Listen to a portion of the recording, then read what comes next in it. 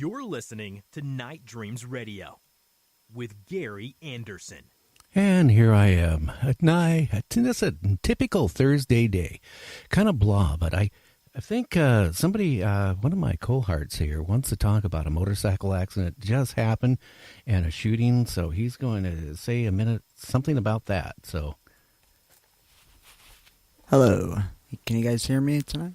Yeah, you're on. Okay. Hi, I'm Kevin, and I'm Gary's son.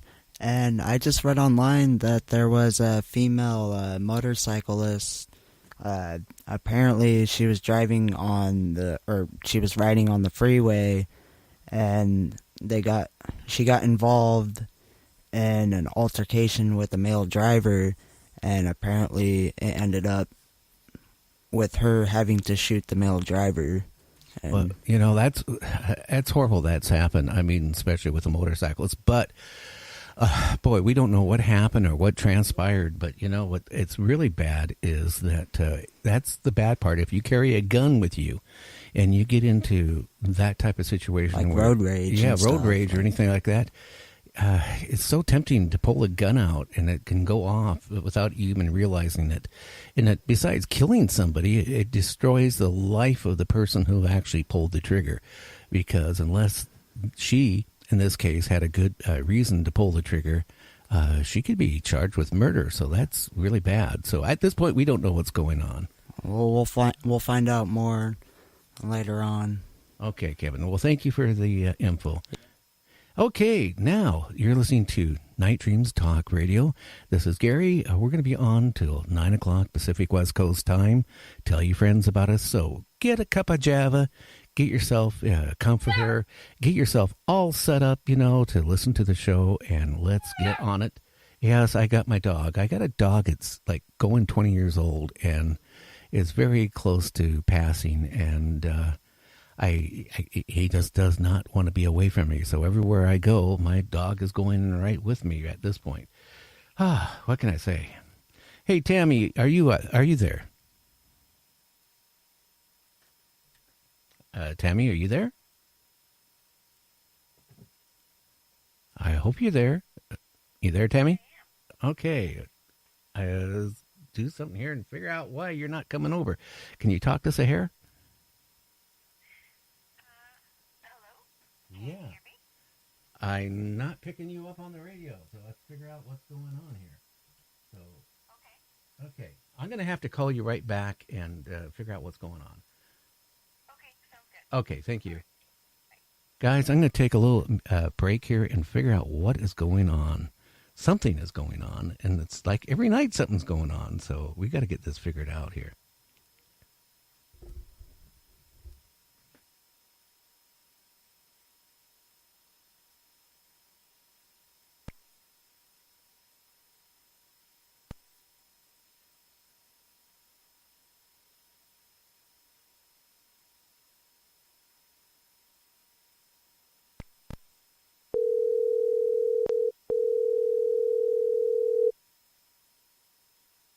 I am here. Equipment here a couple days ago, and I thought I had it all worked out. It's really funky. So when that happens, I kind of go like that. So I'm going to put you on hold just for 1 second and bring you back on. Okay, sounds good. Okay.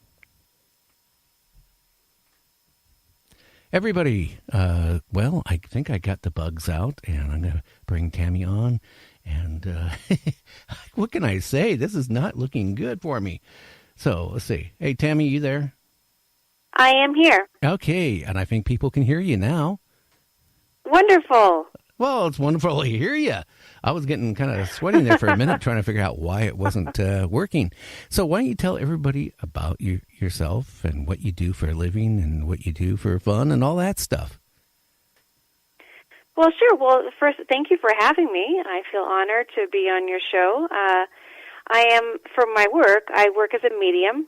I, for the most part, communicate with people's spirit guides and beings of a higher consciousness to offer levels of awareness, deep senses of self-discovery, understandings, life pathway, sometimes finances, many times relationships, the list can go on, but it's really for people who really want to understand who they are, why they're here, and what they want to accomplish as a soul. That's the main work that I do, and then I also do the work that I wrote about in my book, Silent Whispers. Okay, well, why don't you tell us a little bit about your book?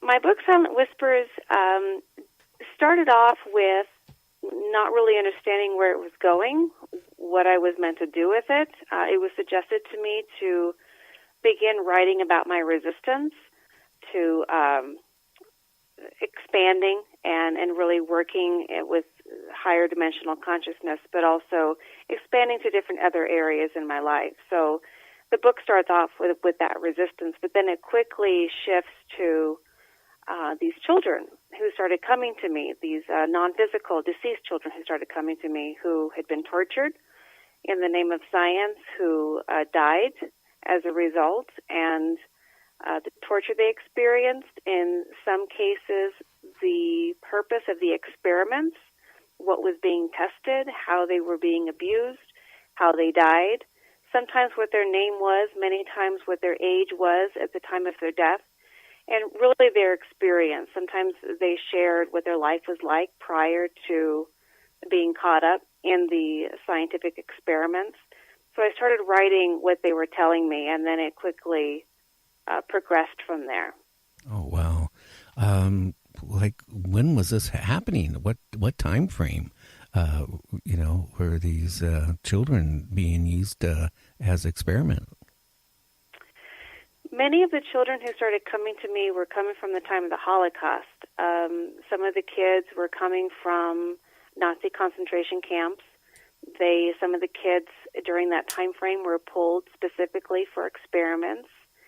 And then it started shifting to where the kids were coming from the 1980s, the 1990s, and more of a current time frame in the 2000s.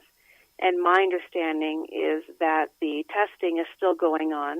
Oh, wow. So I did some research, and in my book, Silent Whispers, I offer a lot of that research that I found in regards to Hitler, the experiments that he was invested in, some of the scientists that were involved, and especially, the kids' stories, what they endured and the trauma that they continued to experience.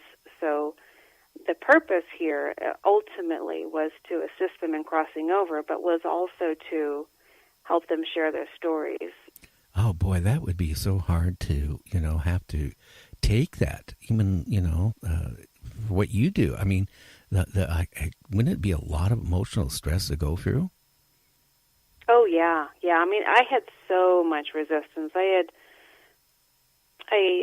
So many times I would just shut it down and not want to acknowledge that they were even in my presence and not hear the stories. But I got to a point where I thought, is that selfish? Because if they're right in front of me and they need to share their story of pain in order to cross over, and I decide it's too hard to hear, then am I denying that they were even in pain?